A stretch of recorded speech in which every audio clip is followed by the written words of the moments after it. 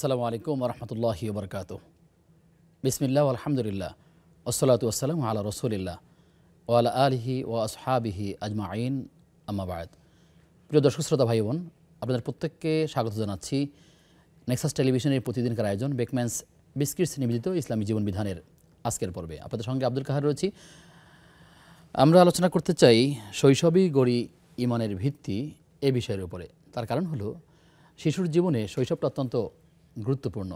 যেমন একটি গাছের শিকড় যত মজবুত হবে, যত ব্যাপ্তি হবে, সেই গাছটা দাঁড়িয়ে থাকার তত বেশি সহজ হবে এবং দাঁড়ানোর তত মজবুত হবে।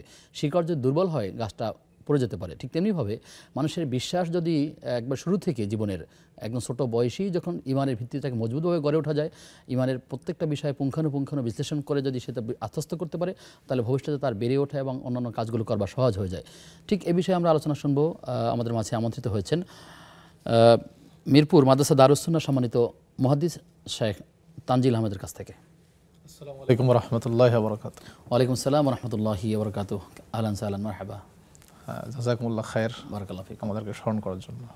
প্রিয় দর্শক, আপনিও চাইলে আমাদের সাথে আয়োজনে যুক্ত হতে পারবেন। নেক্সাস টেলিভিশন ইসলামিক এই পেজের কমেন্টে যে কোনো প্রশ্ন আমাদেরকে জানাতে পারেন। সেই সাথে স্ক্রিনে দেখানো নম্বরে ফোন কলের মাধ্যমে আপনারা আমাদেরকে প্রশ্ন করতে পারেন। যারা প্রশ্ন করবেন অপেক্ষায় আছেন, তারা অবশ্যই খেয়াল রাখবেন প্রশ্ন করবার সময় টেলিভিশনের ভলিউম কমিয়ে কিংবা আপনি টেলিভিশন সেট থেকে দূরে গিয়ে আমাদেরকে প্রশ্ন করবেন। ইনশাআল্লাহ তাআলা আমরা আপনাদের প্রশ্নের অপেক্ষা আছি। শেখ, আপনি আমাদেরকে শুরুতে বলবেন যে শৈশবই গড়ি ইমানের ভিত্তি, আমরা যে কথাটা বলছি, এই পরিবার, সমাজ কিংবা শিক্ষা প্রতিষ্ঠান কি করতে পারে তারা ভিত্তি করবার জন্য? সেই জায়গাগুলো কী কী? আলহামদুলিল্লাহ ওয়াসসালাতু ওয়াসসালামু আলা রাসূলিল্লাহ, আম্মা বা'দ, ফাউযু বিল্লাহি মিনাশ শাইতানির রাজীম। ওয়া ইয ক্বালা লুকমানু লিবনিহি ওয়া হুয়া ইয়াইযুহু ইয়া বুনাইয়া লা তুশরিক বিল্লাহ ইন্নাশ শিরকা লাযুলমুন আযীম। আলহামদুলিল্লাহ। প্রিয় দর্শক শ্রোতা যারা দেখছেন সকলকে স্বাগত জানাচ্ছি আজকের সুন্দর এবং গুরুত্বপূর্ণ একটি বিষয়, শৈশবে গড়ি ইমানি ভিত্তি। আমাদের আরবিতে একটা কথা আছে যে আল হিফযু ফিস সিগার কান নাকশি ফিল হাজার। শৈশবকালে ছোটোবেলায় মুখস্থ করা কোনো কিছু এটা যেন পাথরে খোদাই করে লেখার মতো। পাথরে খোদাই করে লিখলে যেমন সেটা সহজে মুছে যায় না, ঠিক তেমনি শৈশবে কোনো বিষয় যদি আমরা মুখস্থ করি বা চর্চা করি, অভ্যাস করি, সেটাও আমাদের জীবন থেকে হারিয়ে যায় না। আমাদের শৈশবের বা পারিবারিক যে নৈতিক ভিত্তিটা আমরা পরিবার থেকে শিখেছি কিংবা ছোটোবেলায় আমাদের যে প্রতিষ্ঠানগুলো থেকে যে শিক্ষাগুলো আমরা পেয়েছি, দীক্ষাগুলো পেয়েছি, সেটার উপর ভিত্তি করে কিন্তু আমাদের পরবর্তী জীবন আমরা পরিচালনা করে থাকি সাধারণত। এই জন্য ছোটোবেলা থেকেই বাচ্চাদেরকে নীতি নৈতিকতা শিক্ষা দেয়া, ইসলাম ধর্ম শিক্ষা দেয়া, ইসলামের মৌলিক বিধানগুলো তাকে শিক্ষা দেয়া, এটা প্রতিটি অভিভাবক এবং যারা যে সকল প্রতিষ্ঠান, বিশেষ করে প্রাথমিক বা ইবতেদায়ী লেভেলের যে প্রতিষ্ঠানগুলো আছে, তাদের একটা কর্মসূচি থাকা উচিত যে আমি সন্তানদেরকে কিভাবে দেখতে চাই, ভবিষ্যৎ প্রজন্মকে আমি কী রূপে দেখতে চাই। যেমন লুকমান আলাইহিস সালাম, লুকমান হাকিম, তার কথা আল্লাহ তাআলা কোরআন নিয়ে এসেছেন বিস্তারিত। তিনি তার সন্তানকে, ছোট্ট সন্তানকে ডেকে বলছেন আদরের সাথে, ওয়া ইয ক্বালা লুকমানু লিবনিহি ওয়া হুয়া ইয়াইযু ইয়া বুনাইয়া লা তুশরিক বিল্লাহ ইন্না শিরকা লাযুলমুন আযীম। লুকমান হাকিম তার সন্তানকে বললেন, বৎস, হে আমার কলিজার টুকরা সন্তান, তুমি আল্লাহর সাথে শরিক করিও না, কেননা শিরিক করা হলো পৃথিবীতে সবচেয়ে বড় জুলুম। আজকে আমরা বাচ্চাদেরকে এই যে তাওহীদের শিক্ষা, আল্লাহর একত্ববাদের শিক্ষা আমরা কিন্তু দিচ্ছি না। পরিবারগুলোতে এই তাওহীদের শিক্ষা চর্চা হচ্ছে না, হয়তো পরোক্ষভাবে হচ্ছে, কিন্তু এটাকে আরও গুরুত্ব দিয়ে এটা হচ্ছে না। যার ফলে দেখা যায় যে প্রসঙ্গটি আমাদের সামনে চলে আসে, এই বাচ্চারা বড় হয়ে তারা শিরিক কি তাওহীদ কি পার্থক্য করতে পারে না।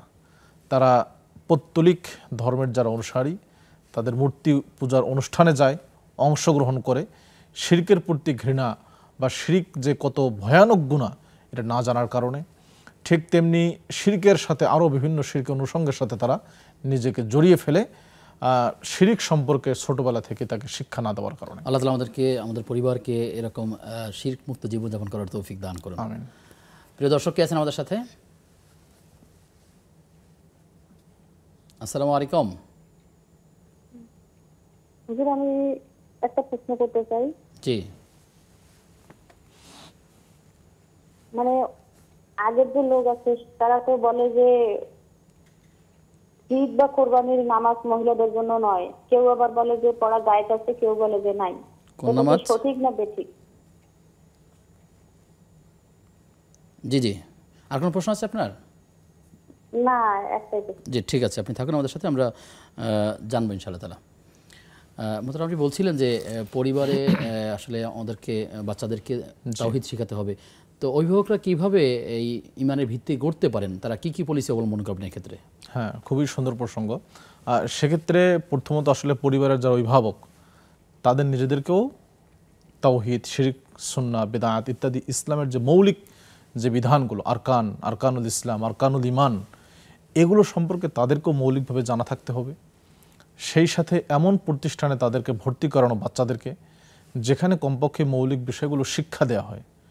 এটা অত্যন্ত দুর্ভাগ্যজনক বিষয় যে আমাদের স্কুলগুলোতে, প্রাইমারি স্কুলগুলোতে ধর্মশিক্ষা বা ইসলাম শিক্ষা নামে সাবজেক্ট আছে, ক্লাস 3 থেকে আছে, কিন্তু বাংলাদেশের প্রায় 65,000-এরও বেশি বিদ্যালয়ে ধর্মীয় শিক্ষক এখন পর্যন্ত নিয়োগ দেওয়া হয়নি।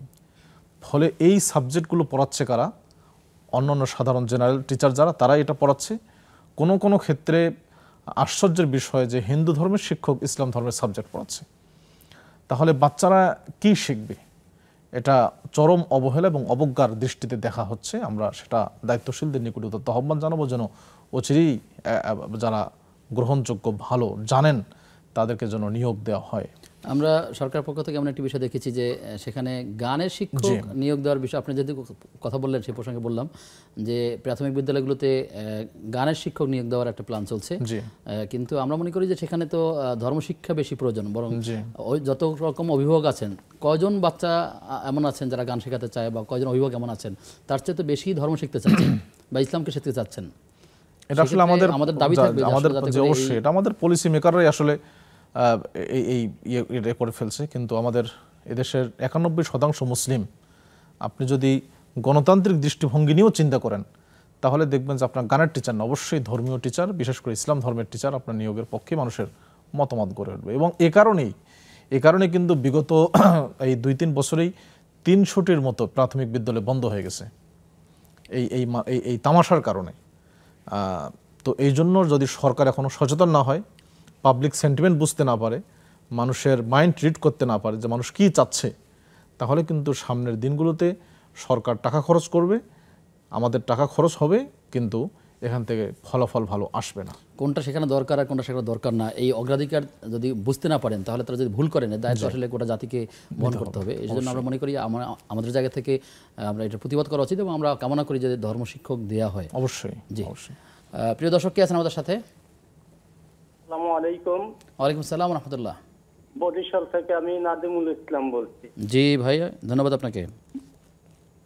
ভাই, আমি হিন্দু থেকে মুসলমান হয়েছি 98-তে। আমার কিছু জানবার ইচ্ছা, অনেক কিছু দেখি, কিন্তু বেশিরভাগটা চোখে পড়ে যেটা, সেটা হচ্ছে যে এই মেহেদি এবং দাড়িতে যে কালার করে, কালো, এর মধ্যে পার্থক্যটা কি এবং এটা করা যাবে কি না যাবে, আমার প্রশ্ন। আচ্ছা ঠিক আছে, আপনাকে বিশেষভাবে ধন্যবাদ জানাই যে আপনি নমুসলিম, অর্থাৎ আপনি সেই 98 সালে ইসলাম গ্রহণ করেছেন। আপনার প্রতি আমাদের শুভকামনা রইল। আল্লাহ তাআলা আপনাকে ইলমে বারাকা দান করুন, আমলে বারাকা দান করুন। আপনার মতো আরও এরকম চিন্তা যারা লালন করছে, আল্লাহ তাআলা সবাইকে বারাকা দান করুন। আমরা এই প্রশ্নই আগে নিয়ে নিচ্ছি, আমাদের ভাই যে প্রশ্নটি করলেন। হ্যাঁ, সুন্দর। আমরা স্বাগত জানাচ্ছি ভাইকে যে দাড়িতে বা চুলে মেহেদির রং লাগানো বা কালো রং ব্যবহার করা যাবে কিনা এ সম্পর্কে স্পষ্ট হাদিস এসেছে। নবী সাল্লাল্লাহু আলাইহি ওয়াসাল্লাম মক্কা বিজয়ের সময় আবু বকর সিদ্দিক রাদিয়াল্লাহু তাআলার পিতা আবু কুহাফা তাকে দেখলেন যে তার দাড়ি চুলগুলো পেকে গেছে। তখন তিনি বললেন যে গায়রু হাযা শাইখা অজতানিবুস সাওয়াত, তোমরা এই যে এই বৃদ্ধ লোকের যে দাড়ি চুলগুলো সাদা হয়ে গেছে সেটাকে তোমরা পরিবর্তন করে দাও, তবে কালো পরিত্যাগ করো, কালো ব্যবহার করিও না। এটা স্পষ্ট যে কালো ব্যবহার করা যাবে না। কালো রং, বাকি মেহেদির রং বা লাল রং যেগুলো, সেগুলো ব্যবহার করা যাবে। দুইটা জায়গায় উলামায়ে কেরাম বলেছেন যে কালো রং ব্যবহার করা জায়েজ আছে। একটা হলো যুদ্ধের ময়দানে যদি কোনো বৃদ্ধ বা সেনাপতি বা যারা সামনে থাকেন, বিশেষ করে যদি তারা আসলে বৃদ্ধ হয়ে যান অথবা চুলদাড়ি পেকে যায়, তাহলে শত্রুরা হয়তো এটাকে দুর্বলতা মনে করতে পারে মুসলিমদের, নিজের শক্তি প্রদর্শনের জন্য, নিজেকে যুবক করে তোলার জন্য, শত্রু মানে ভয় ঢুকিয়ে দেওয়ার জন্য জিহাদের ময়দানে চুলদারি কালো রং দেয়া যাবে, এই জায়গায় ওলামাগণ ছাড় দিয়েছেন। আরেকটি ছাড় কোনো আলেমগণ দিয়েছেন, সেটি হলো যদি কারো কোনো অসুখের কারণে, বয়সের কারণে, অসুখের কারণে যদি কারো চুলদারি পেকে যায় অল্প বয়সেই, তাহলে সেখানেও চিকিৎসা স্বরূপ কালো কলব ব্যবহার করার কথাও অনুমতি কেউ কেউ দিয়েছেন। আল্লাহু তাআলা আলাম। তার মানে সচরাচর আমরা যারা দেখতে পাই যে আসলে যারা মানে নিজেকে কালো রঙে যুবক তরুণ করছেন, সেটা আসলে সুযোগ নাই, না, কোনো সুযোগ নেই। এবং এক্ষেত্রে আরেকটা খুব মারাত্মক যেটা বিপর্যয় করে, সেটা হলো এই অনেকেই বিয়ে করতে চান, তিনি আসলেই তার বয়সের কারণে চুলটা পেকে গেছে, তিনি বিয়ের সময় এটা পাত্রীপক্ষকে বা অন্য পক্ষকে বোঝানোর জন্য যে আমার চুল টুল পাকে না, আমি এই জন্য কালো রং ব্যবহার করেন, এটা মূলত ধোঁকা, এটা চরম ধোঁকা হবে। আপনি এই ধোঁকা দিতে পারবেন না। নবী সাল্লাল্লাহু আলাইহি ওয়াসাল্লাম বলেছেন, মান গাশশানা ফালাইসা মিন্না, যে ধোঁকা দিল সে আমার দলভুক্ত নয়। এখান থেকে আমাদের বিরত থাকা উচিত। জি, শুকরিয়া আপনাকে। দর্শক কে আছেন আমাদের সাথে? আসসালামু আলাইকুম। ওয়ালাইকুম আসসালাম। হুজুর কেমন আছে? আলহামদুলিল্লাহ, আল্লাহ রাব্বুল আলামিন ভালো রেখেছেন, আপনি নিশ্চয়ই ভালো আছেন। আলহামদুলিল্লাহ। হুজুর, মনে যদি খারাপ কোনো চিন্তা আছে কিংবা কোনো খারাপ আছে, এটি কি গুনাহ হবে? শয়তানের দুকাই কত সময় আমি বাম দিকে থুতু ফেলে, তাও তো হয় না, তা ওই মানে শয়তানের দুকাই অনেক খারাপ চিন্তা মনে আসে, এটি কি গুনাহ হবে? জি বোন, আপনি থাকুন আমাদের সাথে। আমরা মৃত্যুর পরে আমরা তো কবরবাসী হয়ে যাব, তা আমার ছেলে সন্তান আছে, এগো কথা মা বাপ কাকি এগো কথা কি মনে করবে? আগে একদিন প্রশ্ন করিলাম, কারেন্ট ছিল না বলে শুনতে পারিলাম না প্রশ্নের উত্তর। জি, আপনাদেরকে জানিয়ে রাখি যে আসলে আমাদের এই লাইভ ফেসবুকে লাইভ হচ্ছে, তো এটা আপনি যদি বিদ্যুৎ নাও থাকে পরবর্তীতে আপনি শুনতে পাবেন নেক্সাস টেলিভিশন ইসলামিক এই পেজ থেকে। আপনারা এই ভিডিওগুলো বা প্রশ্নগুলো আপনারা শুনতে পারবেন, পুরো অনুষ্ঠান শুনতে পাবেন, এবং আলাদা আলাদাভাবে প্রশ্নগুলো আছে সেগুলো আপনারা শুনতে পাবেন ইনশাআল্লাহ তাআলা। শেখের আগে আমাদেরকে একজন প্রশ্ন করেছিলেন আমাদের যে ঈদের নামাজের বিষয়ে, তিনি জানতে চেয়েছিলেন আসলে যে নারীরা ঈদের নামাজে যে যাওয়ার বিধান, কখন, কোন প্রেক্ষাপটে, সেই বিষয়টা যদি আপনি ক্লিয়ার করেন।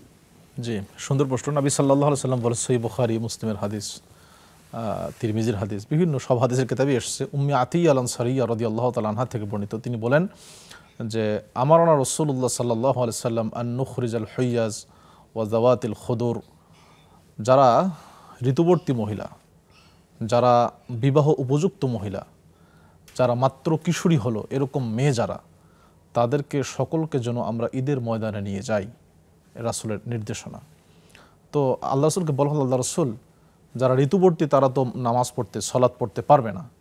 তখন তিনি বললেন যে না, তারা যাবে,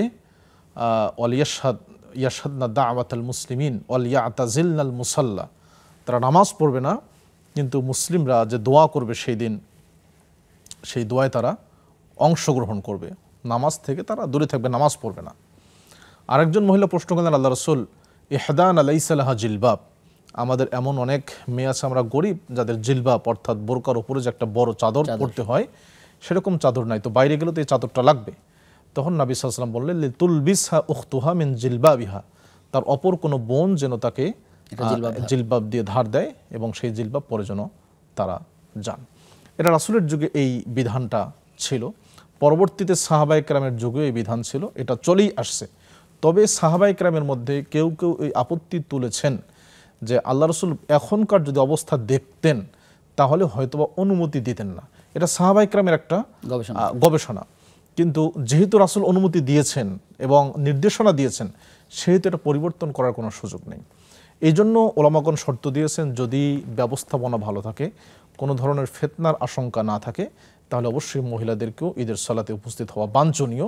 এতে করে শুধুমাত্র মহিলারা জ্ঞান সমৃদ্ধ করা, তারপরে হলো যে পারস্পরিক বোঝাপড়া, সবার সাথে দেখা সাক্ষাৎ হওয়া, এবং সবচেয়ে বড় কথা যেটা হলো যে মুসলিমদের একটা বৃহত্তর সংখ্যা এই দিন আল্লাহর আনন্দ ভাগাভাগি করে আল্লাহর ইবাদত করবেন, এটা সবাই আনন্দিত হবে, একটা মুসলিমদের শক্তি প্রদর্শন হবে, এটাও কিন্তু একটা ঈদের সালাতে সকলের কিন্তু যেখানে অংশগ্রহণের একটা নিরাপত্তা উদ্দেশ্য। জনিত বিষয় আছে কিংবা এরকম আরো অন্যরকম সমস্যা রয়েছে, সেখানে অবশ্যই তারা এড়িয়ে হ্যাঁ, যাবেন। সেটা তো অবশ্যই, যদি কোনো সমস্যা থাকে তাহলে অবশ্যই তারা হয়তো ঈদের সালাতে যাবেন না। কিন্তু আমাদের উচিত এই যারা দায়িত্বশীল কথাগুলো আছেন, তুলে ধরার চেষ্টা করা। কর্তৃপক্ষ যারা আছেন, তাদের অবশ্যই উচিত এই ব্যবস্থাপনাগুলো চালু সুন্দর করা, করা। সুন্দর করা। জি, জি, ধন্যবাদ আপনাকে।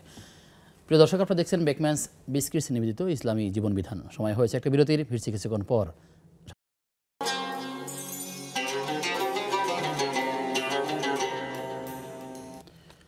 বিরতির পরে সবাইকে আবারও আমন্ত্রণ জানাচ্ছি নেক্সাস টেলিভিশনের প্রতিদিনকার আয়োজন বেকম্যানস বিস্কিটস নিবেদিত ইসলামী জীবন বিধানের আজকের পর্বে।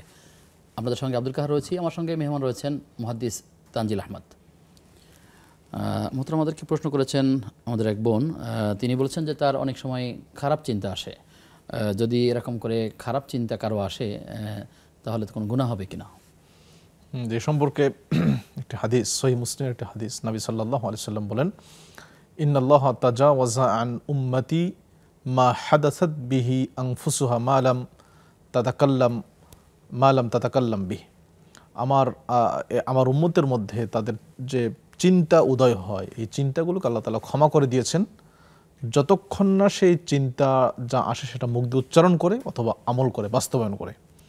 অর্থাৎ মনের মধ্যে কোনো খারাপ চিন্তা উদয় হলে এটা আল্লাহ তাআলা গুনাহ লিখবেন না, এটা আল্লাহ তাআলা মাফ করে দিবেন। তবে কোরআনের একটা আয়াত আল্লাহ তাআলা বলেছেন, ইন্নাস সামা ওয়াল বাসার ওয়াল ফুআদা কুল্লু উলাইকা কানা আনহু মাসউলা। মানুষের চোখ, কান এবং অন্তর সব কিছুকে জিজ্ঞেস করা হবে কিয়ামতের দিন। এই হাদিসের ব্যাখ্যায় যে অন্তরকেও, যে এই কোরআনের আয়াতের ব্যাখ্যায় যে অন্তরকেও জিজ্ঞেস করা হবে, অথচ আমরা হাদিসে পেলাম যে অন্তরকে জিজ্ঞেস করা হবে না, অন্তর জবাবদিহিতার বাইরে।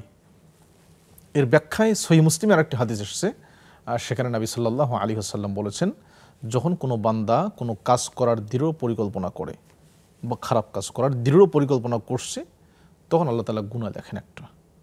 আর যদি সে এমনি শুধু চিন্তা করছে কিন্তু কোনো পরিকল্পনা নেই, শুধু খারাপ জিনিসের মানে উদয় হচ্ছে, একটু ভাবলো, তো এ কারণে কোনো গুনাহ হবে না। কিন্তু যদি মনের মধ্যে পরিকল্পনা সে এঁটে ফেলে যে আমি এই কাজটা করব, বিভিন্ন প্ল্যান নিয়ে ফেলে, তখন গুনাহ হবে।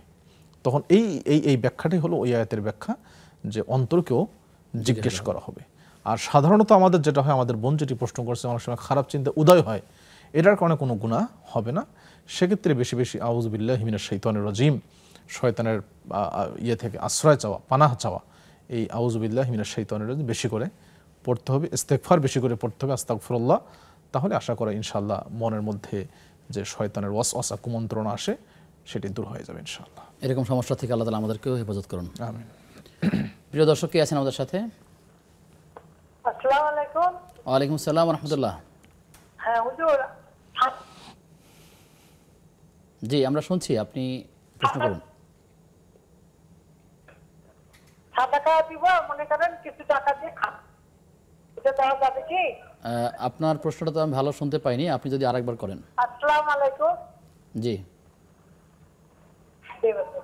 জি জি আমরা শুনছি, আপনি বলেন এবার।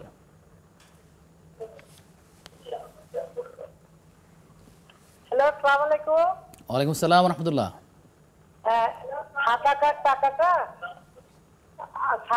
টাকাটা কি খাবার কিনে দেওয়া যাবে? অর্ধেক টাকাতে খাবার কিনে দিব আর অর্ধেক হাতে দিয়ে দেবো, দেওয়া যাবে কি? আচ্ছা, ঠিক আছে। আসসালামু আলাইকুম। ওয়ালাইকুম আসসালাম ওয়া রাহমাতুল্লাহ। মোহতারাম, এই যে গুনাহ যদি বাস্তবায়ন না করা পর্যন্ত কোনো গুনাহ লেখা হবে না, আবার সওয়াবের নিয়াত করার সাথে সাথেই সওয়াব লিখে দেওয়া হবে, এখানে যদি আরো কিছু কথা বলে বিষয়টিকে স্পষ্ট করেন। জি, ওই হাদিসের মধ্যে এসেছে সহিহ মুসলিমের, নবী সাল্লাল্লাহু আলাইহি সাল্লাম বলেন যে ইজা হাম্মা আবদি, আমার বান্দা যদি কোনো ভালো কাজের নিয়াত করে, আল্লাহ তাআলা তখন ফেরেশতাদেরকে বলেন যে তোমরা তার সওয়াব লেখো। আর যখন সেটা বাস্তবায়ন করে তখন আরও সওয়াব লিখতে থাকবে। আর যদি কখনো খারাপ কাজ করার, ইজা হাম্মা আবদুন বিসাইয়্যাতিন, যদি খারাপ কাজ করার নিয়াত করে, তখন ফেরেশতারা লিখতে চায়, আল্লাহ তাআলা বলেন যে না, যেহেতু সে এখন বাস্তবায়ন করে নাই, এই জন্য তোমরা এটা লিখিও না। যদি সে বাস্তবায়ন করে অথবা মুখ দিয়ে উচ্চারণ করে, তখন তারা গুনাহ লেখেন। এই জন্য এটা আলেমগণ এটাকে মোল্লা আলী কারি মিরকাতের মধ্যে এটার ব্যাখ্যা নিয়ে আসছেন যে মানুষের অন্তরে যে চিন্তাগুলোর উদয় হয়, এটা 3টা স্তর আছে। একটা হলো প্রাথমিক স্তর, শুধু সে চিন্তা, একটা ভাবনা এসছে, এরপর হলো সেটা নিয়ে সে একটু গবেষণা করছে কি করা যায়, এবং চূড়ান্ত পর্যায়ে গিয়ে সে সিদ্ধান্ত নিয়ে ফেলছে মনের ভেতরেই। তো চূড়ান্ত পর্যায়ে যেটা তৃতীয় স্তরে এসে তখন তার গুনাহ লেখা হয়। আর প্রথম যে দুটি স্তর, এই স্তরে কোনো গুনাহ লেখা হয় না। তো যে হাদিসে এসছে যে কোনো বান্দা কোনো খারাপ কাজের ইচ্ছা করলে আল্লাহ বলেন যে গুনাহ লেখিও না, সেটা হলো প্রথম যে 2 স্তর। এই 2 স্তরে চিন্তা করলে তখন আল্লাহ তাআলা বলেন যে লেখার দরকার নেই। আর যখন চূড়ান্ত পর্যায়ে আসে তখন তার গুনাহটা লেখা হয়ে যায়। এভাবে করে উলামায়ে কেরাম গুনাহটার ব্যাখ্যা দিয়েছে। আল্লাহ তাআলা রহম করুন। প্রিয় দর্শক কে আছেন আমাদের সাথে? আসসালামু আলাইকুম ওয়া রাহমাতুল্লাহ। ওয়ালাইকুম আসসালাম ওয়া রাহমাতুল্লাহ। আব্দুল জব্বার সুদান আপনার হুজুর ভালো আছেন? জি আলহামদুলিল্লাহ, আল্লাহ রাব্বুল আলামিন ভালো রেখেছেন। হুজুর আসলে প্রশ্নটা হচ্ছে কি, নবীর সুন্নাত আমাদের সবাই আঁকড়ে ধরা দরকার। জি আমাদের মসজিদে এসে ইমাম সাহেবকে বললাম যে দেখেন আমি ফরজ সালাতের পরে মুনাজাত করি না, নবীজি করে নাই। তখন এক মুসল্লি যারা করতে যে মুনাজাত করবেন সে মসজিদ আলাদা করে নিচ্ছে। সুন্নতকে রক্ষা করতে গেলে ফেতনা, আবার 12ই রবিউল আউয়ালে ফতকা পুজোতে বাধা দিতে গেলে ফেতনা। তো সেক্ষেত্রে কিভাবে আমরা সুন্নাত আদায় করবো? 1 নম্বর।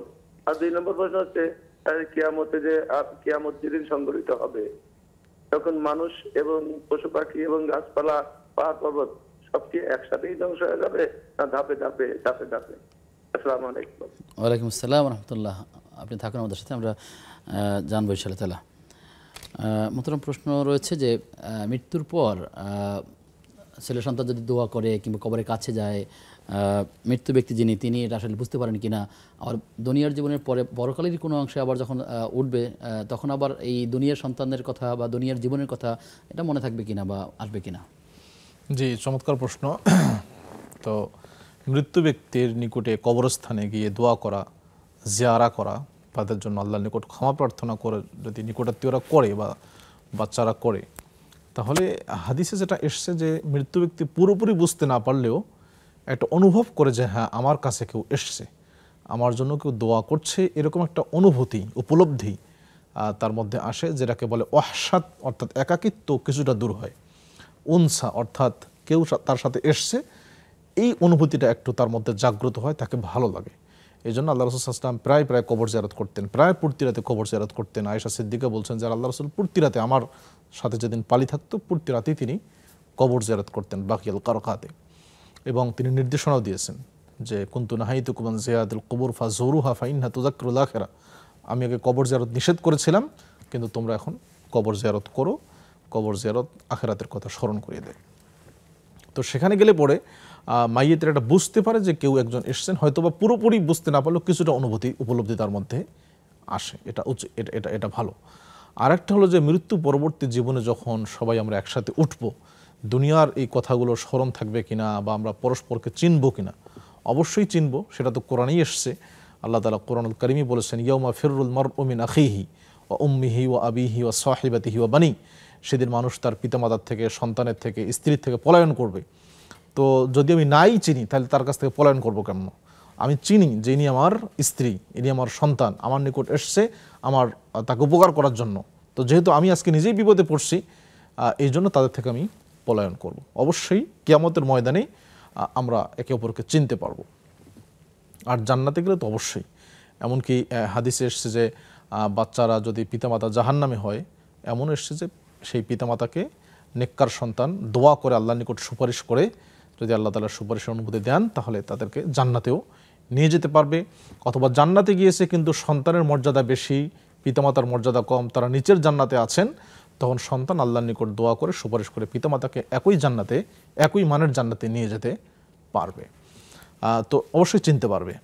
আর একটা বিষয় হলো যে আপনার যারা দুনিয়ার বিষয়গুলো স্মরণ থাকবে কিনা? হ্যাঁ, দুনিয়ার বিষয় অবশ্যই স্মরণ থাকবে, কারণ জান্নাতীরা তারা পরস্পর বলাবলি করবে যে আমরা যে দুনিয়ায় একসাথে নামাজ পড়তাম, অথবা যে ভাইরা আমরা একসাথে প্রতিবেশী ছিলাম, তারা আজকে কোথায়? তখন আল্লাহ তাআলা তাদেরকে সুযোগ করে দিবেন, তারা জান্নাত থেকে জাহান্নামীদেরকে দেখতে পাবে, জান্নাত থেকে জাহান্নামীদেরকে দেখতে পাবে। তখন তারা বলবে যে তোমরা আজকে জাহান্নামে কেন? আমরা তো একসাথেই ছিলাম, একসাথে আমরা খাওয়া দাওয়া করছি, একসাথে উঠা বসা করছি। তখন তখন ওই জান্নাতীরাই বলবে যে আসলে আমরা নামাজি ছিলাম না, আমরা ভালো কাজ করে নাই, কিয়ামতকে অস্বীকার করতাম, মিথ্যা প্রতিপন্ন করতাম, ইত্যাদি ইত্যাদির কারণে আজকে আমাদের জাহান্নামে আসতে হয়েছে। তার মানে দুনিয়ার কথা তাদেরকে স্মরণ থাকবে। আল্লাহ তাআলার কাছে দোয়া করি আল্লাহ তাআলা আমাদেরকে দুনিয়ার জীবনকে সুন্দর করুন এবং পরকাল ভিত্তিক জীবন যাপন করতে তৌফিক দান করুন। প্রিয় দর্শক কে আছেন আমাদের সাথে? আসসালামু আলাইকুম। ওয়ালাইকুম আসসালাম ওয়া রাহমাতুল্লাহ। জি হুজুর, আমার দুটো প্রশ্ন। জি একটা হলো আমার আর্থিক যখন অসুস্থ ছিল, একটা হিন্দু স্যার আমার মেয়েকে প্রায় 2 বছর বিনা পয়সায় পড়াইছে। ওই স্যারকে আমরা একেবারে সাংসারিকভাবে ওতপ্রোতভাবে জড়িত। ওনাকে সালামদি উত্তরও দেয়। ওনার বোনের বিয়েতে দাওয়াত দিয়েছিল, বাসায় এসে যায় নাই। ভাই ওনার নিজের বিয়েতে দাওয়াত দিতে না দিয়ে পারি নাই, বাঁচতে পারি নাই। এখন গেছি ওখানে জিজ্ঞাসা করতে আমরা খেতে পারবো কিনা, বলছে যে মুসলিম বাবু দিয়ে রান্না করতে, সমস্যা না, খেতে পারবেন। তো খাইছি। এই সালাম দেওয়াটা ওনাকে আর এই খাওয়াটা আমার কোনো ক্ষতি হবে কিনা, এই একটা প্রশ্ন। দ্বিতীয়ত হলো, আমি নামাজে দাঁড়ালে নামাজে মনোযোগের জন্য একটু মাঝে মধ্যে চোখ মানে বুঝে ফেলি, ইচ্ছাকৃতভাবে বুঝে ফেলি। এই চোখ বুঝাটা আমার নামাজের ক্ষতি হবে কিনা জানাবেন। আচ্ছা, ঠিক আছে ইনশাআল্লাহ তাআলা। জি, আমরা প্রশ্ন পেয়েছি, প্রশ্নের জবাব দিব বিরতির পর ইনশাআল্লাহ তাআলা। প্রিয় দর্শক, আপনারা দেখছেন বেকম্যানস বিস্কিটস নিবেদিত ইসলামী জীবন বিধান। সময় হয়েছে আর একটা বিরতির, ফিরছি কিছুক্ষণ পর, সাথে থাকুন।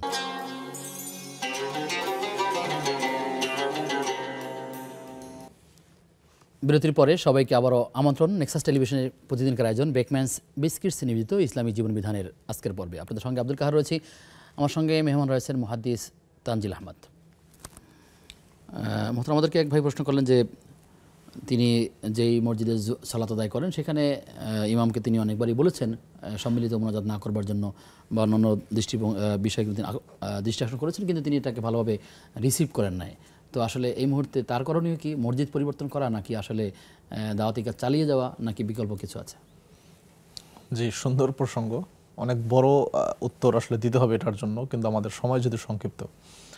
আমি এ প্রসঙ্গে আমাদের এই ভাইদেরকে সবাইকে আমি উদ্দেশ্য করে বলতে চাই যে নবী সাল্লাল্লাহু আলাইহি ওয়াসাল্লামের সুন্নাহর মধ্যেই মূলত আমাদের সফলতা, যেটি আমাদের ইমামগণ বলেছেন এবং একজন ইমাম মালিক রাহিমাহুল্লাহ বলেছেন যে মান ইবতাদা বিদআতান ইয়ারাহা হাসানাতান ফাহুয়া ইয়াদঈ আন্না মুহাম্মাদান সাল্লাল্লাহু আলাইহি ওয়াসাল্লাম ক্বাদ খানা ফির রিসালা। যদি কোনো ব্যক্তি ইসলামের নতুন কোনো কাজ শুরু করে, যেটা যতই সুন্দর হোক না কেন, সেজন্য দাবি করলো যে নবী সাল্লাল্লাহু আলাইহি ওয়াসাল্লাম তার রিসালাতের মধ্যে খেয়ানত করেছেন, পরিপূর্ণ আকারে পৌঁছে দিতে পারেননি। এবং ইমাম শাফি রাহিমাহুল্লাহ তিনি বলেছেন, মান ইস্তামানাত লাহু সুন্নাতুন মিন সুনানি নবী সাল্লাল্লাহু আলাইহি ওয়াসাল্লাম, যদি কারো নিকটে রাসূলের কোনো সুন্নাত প্রমাণিত হয়, ফালা ইয়াহিল্লু লাহু আন ইয়াদআহা লিকাউলি আহাদিন কাইনাম মান কান, তাহলে তার জন্য এই সুন্নাতকে পরিত্যাগ করা হালাল হবে না, বৈধ হবে না, সে যেই বলুক না কেন। এইগুলো হলো মৌলিক কথা আমাদের সুন্নার ব্যাপারে আমাদের মনে রাখা উচিত। সালাতের পরে সুন্নাহ কি? নবী সাল্লাল্লাহু আলাইহি ওয়াসাল্লাম থেকে যেগুলো আমরা পাই সেটা হলো তিনি অনেকগুলো দোয়া পড়তেন, আজগার পড়তেন।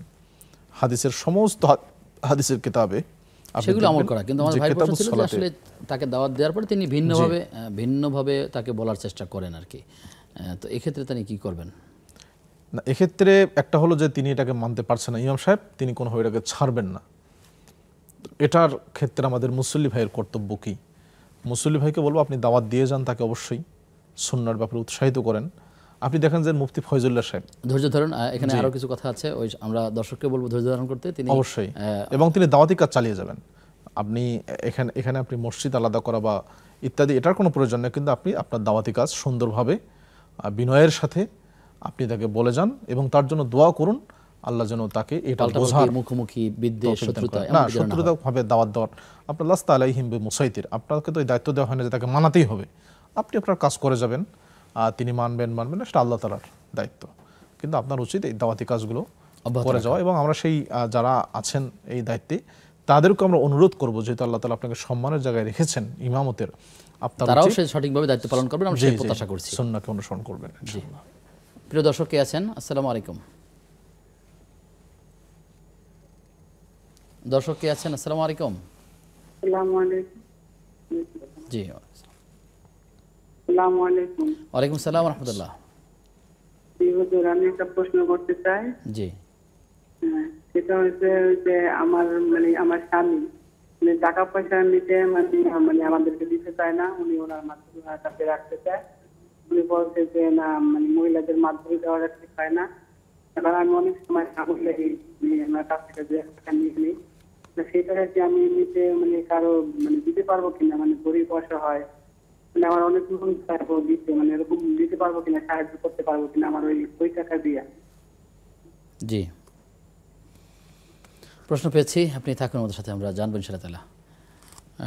মুহতারাম, আমাদেরকে এক ভাই প্রশ্ন করলেন যে কিয়ামত যখন হবে, মহাপ্রলয় হবে, এটা কি এই মহাপ্রলয়টাকে একত্রে সব জায়গায় হবে নাকি ধাপে ধাপে হবে, যেমন পাহাড় পর্বত, গাছপালা, মানুষ বা অন্যান্য বিষয়, এই ধাপগুলো কি কি আসলে মূলত এখানে?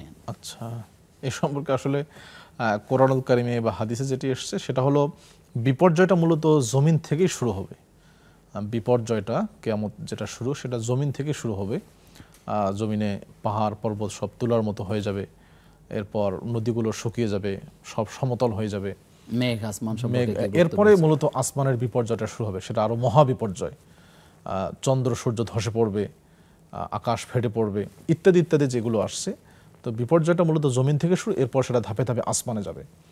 ভাই যেটি প্রশ্ন করলেন যে আগে মানুষ বা পশু পাখি ইত্যাদি কোনটা আগে মারা যাবে, এ সম্পর্কে আসলে নির্দিষ্ট কোনো হাদিসে আসে নাই যে আগে মানুষ তারপর পশু পাখি, এরকমটা নাই।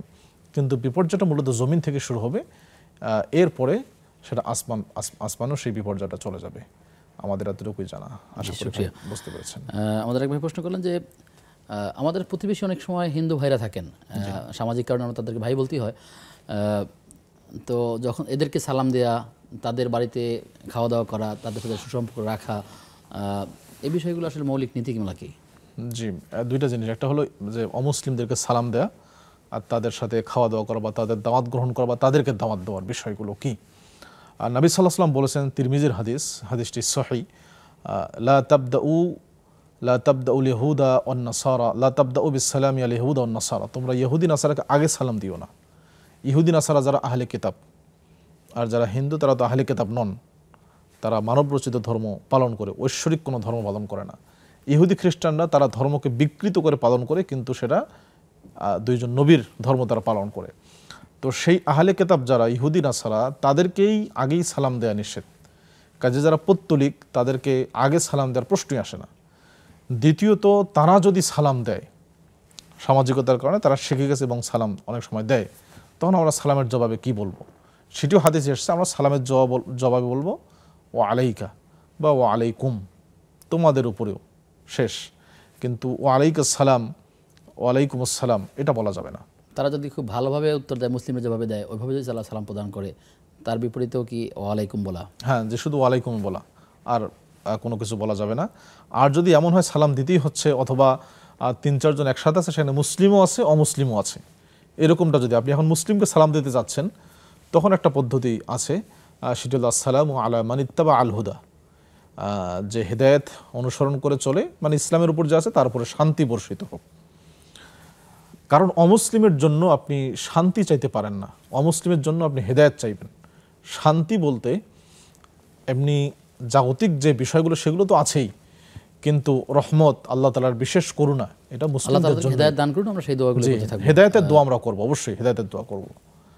তাহলে অমুসলিমদেরকে আপনি আগে সালাম দিবেন না, তারা সালাম দিলে ওয়ালাইকুম বলে আপনি জবাব দিবেন। জি, দ্বিতীয় আর আসবো, আমাকে দর্শককে যুক্ত করে আসি। দর্শক কে আছেন? আসসালামু আলাইকুম। আসসালামু আলাইকুম। ওয়ালাইকুম আসসালাম ওয়া রাহমাতুল্লাহ। আমি বলছিলাম, আমার একটা প্রশ্ন ছিল জি, যে আমি ওযু করা অবস্থাতে কি ওজিফা বই নিয়ে আমি শুয়ে কোরআন তেলাওয়াত করতে পারবো? এটাই একটা আমার প্রশ্ন। আপনি অজু করা অবস্থায় ওজিফা নিয়ে তেলাওয়াত করা, মানে বিষয়টা কি? হ্যাঁ, ওজিফা নিয়ে, যেমন ক্লান্ত থাকি দুপুরবেলা, সূরা কাহাফটা পড়তে পারবো কি? হ্যাঁ, আচ্ছা আচ্ছা, ঠিক আছে, বুঝতে পারছি। আপনি থাকুন আমাদের সাথে, আমরা যতটুকু বুঝতে পেরেছি তার আলোকে কথা বলবো ইনশাআল্লাহ। এই হিন্দুদের বিষয়ে যে প্রশ্ন কথা চলছিল আর কি, সেখানে আরও কিছু বিষয় আছে, যেমন হিন্দুদের দোকান থেকে কোনো কিছু কেনাকাটা করা, হিন্দুদের বাড়িতে কোন খাবারটা খাওয়া যাবে, যেটা পশু জবাই করা, তারপরে দ্বিতীয় এখন যে মৌসুম চলছে পূজার মৌসুম, এখানে দেখা যায় অনেক সময় তিনি পূজার বেদিতে যেগুলো দিয়েছেন সেই বেদির খাবারগুলো আবার মুসলিমদেরকে অনেক সময় দিয়ে থাকেন। আপনি এই তিনটাও বিষয়ে কিভাবে ব্যাখ্যা করবেন যদি আলাদা করে? সুন্দর প্রসঙ্গ। হিন্দুদের দোকানে কেনাকাটা করা অবশ্যই জায়েজ, কোনো সমস্যা নেই। নবী সাল্লাল্লাহু আলাইহি ওয়াসাল্লাম কাফের মুশরিকদের সাথেও কেনাকাটা বেচা লেনদেন ইত্যাদি জাগতিক যে কর্মকাণ্ডগুলো করেছেন, কোনো সমস্যা নেই এতে। দ্বিতীয় যে প্রসঙ্গ এসছে সেটি হলো যে হিন্দুদের বাড়িতে আমরা খেতে পারবো কিনা বা খেলে কোন কোন খাবার খাওয়া যেতে পারে। সাধারণত সাহাবায়ে কেরাম এসে নবী সাল্লাল্লাহু আলাইহি ওয়াসাল্লামকে জিজ্ঞেস করছিলেন, আল্লাহ রাসূল আমরা এমন এলাকায় যাই যেখানে আসলে মুসলিম নেই, কেউ সব অমুসলিম পৌত্তলিক, তো আমাদের খেতে তাদের ওখানেই খেতে হবে, আমরা কি করব? তার নবী সাল্লাম বলেছেন তাহলে তোমরা পাত্রগুলো ধুয়ে খাও, যে পাত্রগুলোতে খাবার দেওয়া হবে সেগুলো ভালো করে ধুয়ে তারপর তোমরা সেখানে খেতে পারো। তো এই জন্য হিন্দুদের বাড়িতে গেলে সেভাবে করে যদি তারা ধুয়ে ভালো করে ধুয়ে পরিষ্কার করে দেয় তাহলে সেখানে খাওয়া যেতে পারে। এখন কোন খাবারগুলো খাবো আমরা? সাধারণত আলেমগণ বলেন যে শুকনো জাতীয় যে খাবারগুলো, মুড়ি, চিরা, বিস্কিট, এই টাইপের যে খাবারগুলো আছে এগুলো খাওয়া যেতে পারে। যেগুলো বিশেষ করে জবাইয়ের সাথে সম্পৃক্ত, যেগুলো বিশেষ করে জবাইয়ের সাথে সম্পৃক্ত সেগুলো আমরা খাবো না, কোনোভাবেই খাওয়া যাবে না। কেন খাওয়া যাবে না? কোরআনুল কারীমে স্পষ্ট এসেছে অমা যুবিহা আলান নুসুব, একটা হলো যে বেদিতে, মূর্তির বেদিতে যেগুলো জবাই করা হয়, আবার অমা উহিল্লা বিহি লিগাইরিল্লাহ, আল্লাহ ছাড়া অন্যের নামে যেগুলো জবাই করা হয় সেগুলো খাওয়া যাবে না। সেটা যেই জবাই করুক না কেন, আল্লাহ ছাড়া অন্যের নামে জবাই করলে এবং মূর্তির নিকট গিয়ে জবাই করলে সেগুলো খাওয়া যাবে না। ঠিক তেমনি বর্তমান যে মৌসুম আসতেছে সামনে, দুর্গা পূজার উৎসব হিন্দুদের, সেখানে পূজার যে প্রসাদগুলো, বিভিন্ন মিষ্টান্ন বা প্রসাদ ইত্যাদি বা পূজা উপলক্ষে যে খাবার তারা তৈরি করে, এটা মুসলিমদেরকে দিলে মুসলিমরা সেই খাবার খেতে পারবে কিনা, এটার হুকুম একই, অমা যুবিহা আলান নুসুব, যে বেদির নিকটে, মূর্তির নিকটে যেটা জবাই করা হয় এবং সেখানে যে খাবারগুলো তৈরি করা হয়, উৎসর্গ করা হয়, সেগুলো কোনো মুসলিমের খাওয়া যাবে না। এখন এখানে অনেক প্রশ্ন আসতে পারে, এটা কি আমরা বলবো যেটা আমাদের ধর্মীয় বিধান, এটাই আমাদের ইসলামের শিক্ষা, এটাই আমাদের ইসলামের শিক্ষা যে আমরা এই খাবারগুলো খেতে পারবো না। দেখেন, এটা কিন্তু হিন্দু ধর্মে আছে। আমাদের কোরবানির যে গোশত, এটা কি তারা খাবে? এটা কিন্তু তারা খাবে না। তাদের ধর্মে বা তাদের কালচার এটা নিষেধ, আল্লাহর নামে জবাই করা হয়েছে বলে তারা খাচ্ছে না। তো আমাদের ধর্মে নিষেধ যে আল্লাহ ছাড়া অন্যের নামে যেগুলো জবাই করা হয়, উৎসর্গ করা হয়, সেগুলো খাওয়া যাবে না। তার মানে হচ্ছে যে আসলে সামাজিক কাজে তাদেরকে আমরা হেল্প করতে পারি বা কোনো কাজে পরিবেশে থাকে আমাদের সাথে মহল্লা প্রতিবেশী, সেই কারণে আমাদের যোগাযোগ থাকতে পারে, কিন্তু ধর্মীয় কোনো ব্যাপারে আসলে অবশ্যই আমরা সেখানে তাদের এমন কোনো কথা, এমন কোনো কাজ, এমন কোনো খাবার, এমন কোনো বিষয় করব না যাতে করে তার ধর্মকে সহযোগিতা করা হয়ে থাকে। আমাদেরকে সতর্ক থাকতে হবে ইনশাআল্লাহ।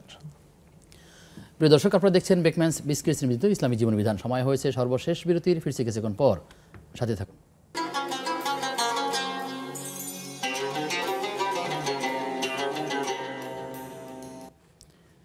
বিরতির পরে সবাইকে আবার আমন্ত্রণ নেক্সাস টেলিভিশনের প্রতিদিনকার আয়োজন বেকম্যানস বিস্কিটস নিবেদিত ইসলামী জীবন বিধানের আজকের পর্বে। আপনাদের সঙ্গে আব্দুল কাহার রয়েছি, আমার সঙ্গে মেহমান রয়েছেন মুহাদ্দিস তানজিল আহমদ।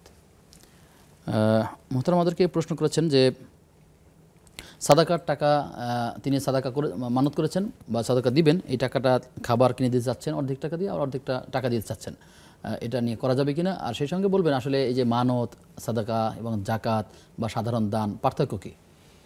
জি, এটাই তাহলে প্রথমে বলি।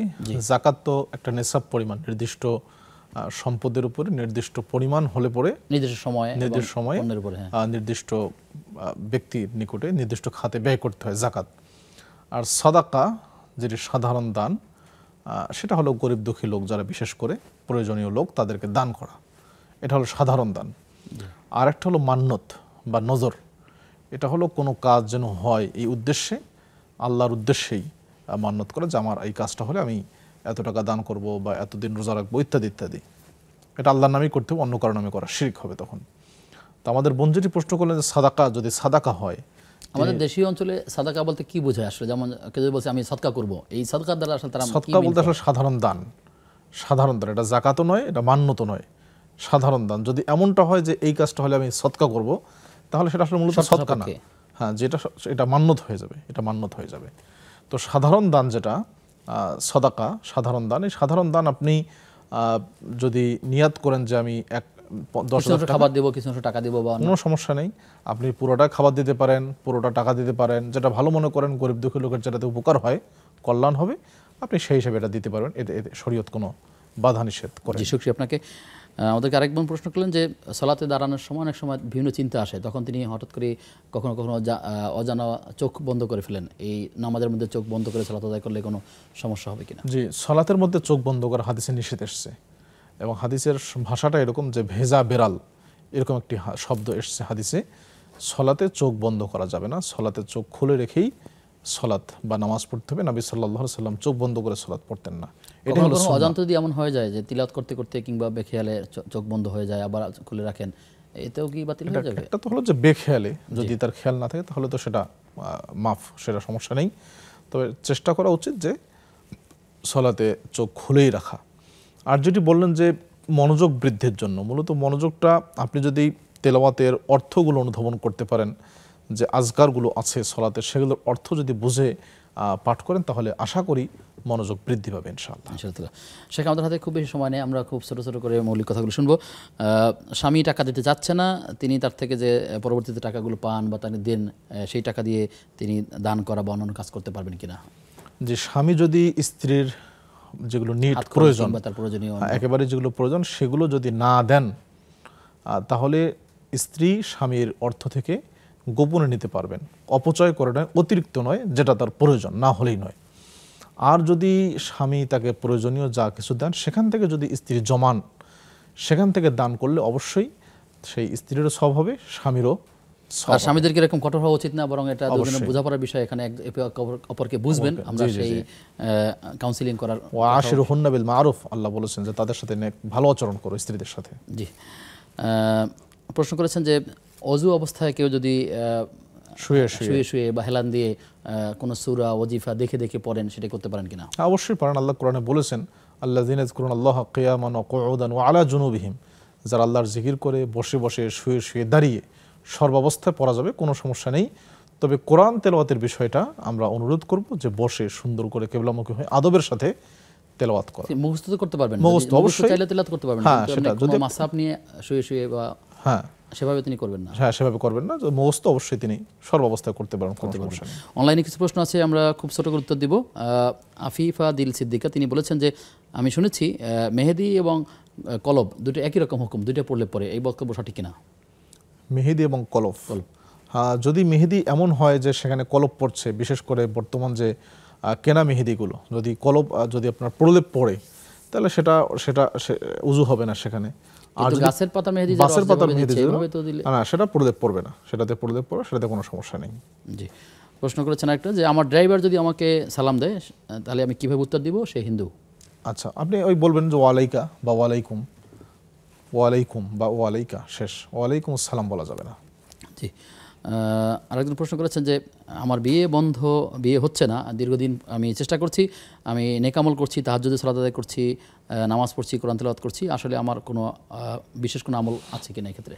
বিশেষ কোনো আমল ওলামাগণ অভিজ্ঞতা থেকে বলেছেন কেউ কেউ, যদিও সেটা হাদিস দ্বারা প্রমাণিত নয়। কেউ কেউ বলেছেন ইয়া ফাত্তাহু, আল্লাহর একটা নাম আল ফাত্তাহ, যদি কেউ এটা প্রতি সালাতের পরে 41 বার পাঠ করে তাহলে হয়তো আল্লাহ সহজ করে দিবেন, কিন্তু হাদিস দ্বারা প্রমাণিত নয়, এটা ওলামাদের একটা তাজরিবা বা অভিজ্ঞতার আলোকে। বিশেষ কোনো আমল আমার জানা নেই, আল্লাহু আলাম। আপনি এই দোয়াটা পড়তে পারেন যে রব্বানা হাব লানা মিন আজওয়াজিনা ওয়া যুররিয়াতিনা কুররাতা আয়ুন ওয়াজআলনা লিল মুত্তাকিনা ইমামা, কোরআনের এই আয়াতটি আপনি। সর্বশেষ প্রশ্ন, তিনি বলেছেন যে দৈনিক 1000 বার দুরূদ শরীফ পাঠ করলে বিশেষ কোনো ফজিলত আছে না? এরকম কোনো সংখ্যা, নির্দিষ্ট সংখ্যা করে কোনো ফজিলতের কথা বর্ণিত হয়নি, বাকি এমনি দুরূদ শরীফের অসংখ্য ফজিলত আছে। জি, আপনার মাধ্যমে আমরা অনেকগুলো উত্তর জেনেছি, ধন্যবাদ আপনাকে। আপনাকেও। প্রিয় দর্শক, যারা অনলাইনে প্রশ্ন করেন আপনাদেরকে আপনারা জানিয়ে রাখি যে প্রশ্ন করবার ক্ষেত্রে অবশ্যই আপনারা প্রশ্নগুলো ছোটো ছোটো করে করবেন, এবং অনেক প্রশ্ন একত্রে দিলে আমরা আমাদেরকে এখান থেকে দেখতে পাচ্ছি, আমাদের কষ্ট হয়, আর সেক্ষেত্রে আমরা মনে করবো যারা এভাবে অনেকগুলো প্রশ্ন একত্র করেন সেটা না করে বরং একটা প্রশ্ন আমাদেরকে করবেন, তাহলে আমাদের জন্য ভালো হবে ইনশাআল্লাহ তাআলা। আজ পর্যন্তই, আগামী অনুষ্ঠান দেখবার আমন্ত্রণ জানিয়ে আজকের মতো বিদায় নিচ্ছি। আসসালামু আলাইকুম ওয়া রাহমাতুল্লাহি ওয়া বারাকাতুহু।